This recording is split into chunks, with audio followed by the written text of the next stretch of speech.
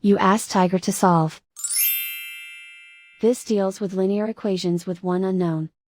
The final result is c equals -32/3. Let's solve it step by step. Group all constants on the right side of the equation. Subtract 5/6 from both sides. Group like terms. Combine the fractions. Combine the numerators. Reduce the zero numerator.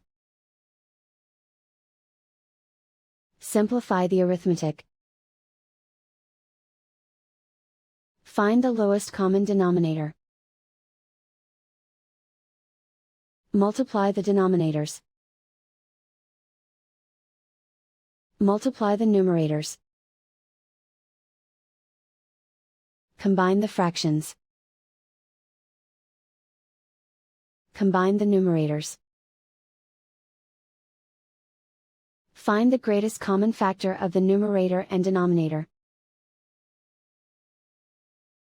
Factor out and cancel the greatest common factor. Isolate the c. Multiply both sides by inverse fraction 8/1. Group like terms.